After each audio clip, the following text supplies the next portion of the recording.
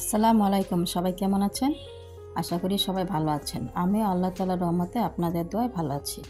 আজকে আপনাদের আমি চান্দা মাছের দু কেজি করে দেখাবো। এখানে আমি কিছু চান্দা মাছ নিয়েছি।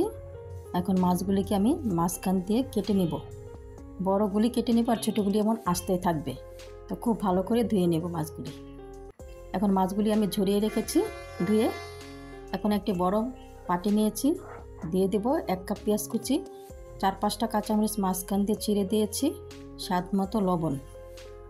মাছটা আমি হাতে মেখে রান্না করব। দিয়ে দিব 1/2 চামচ রসুন বাটা, 1 চামচ মরিচ গুঁড়া, 1/2 চামচ হলুদের গুঁড়া।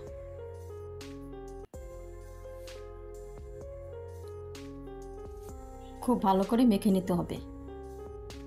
পেঁয়াজ কাঁচামরিচ খুব ভালো করে মেখে তারপর আমি মাছটাও এর সাথে মেখে নেব। এই চান্দা মাছের দু কেজিটা খেতে ভীষণ মজা। এখন আমি মাছগুলি দিয়ে আবার সব মশলা একসাথে ভালো করে মাছগুলি মেখে নেব।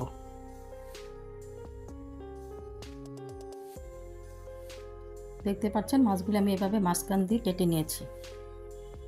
বড়গুলো আর ছোটগুলো কাটিনি।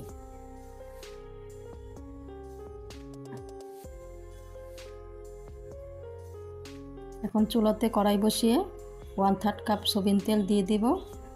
তেলটা গরম হয়ে আসলে আমি হাতে মাখা যে মশলা মাছগুলি দিয়ে দেব।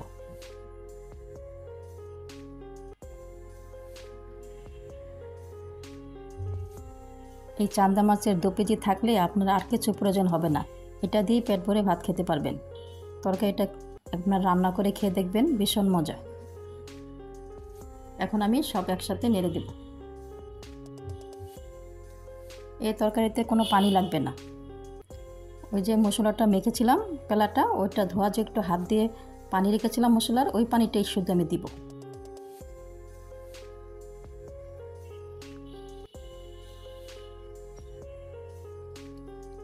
এই তো আমার তরকারিটা হয়ে গেছে। এখন আমি দিয়ে দেব ধনিয়া পাতা, দিয়ে আবার খুব ভালো করে নেড়ে দেব সব একসাথে। রান্না করতে বেশি সময় লাগে না, খুব চটজলদি রান্নাটা হয়ে যায়। দেখতে পাচ্ছেন তরকারিটা কি সুন্দর লাগছে দেখতে।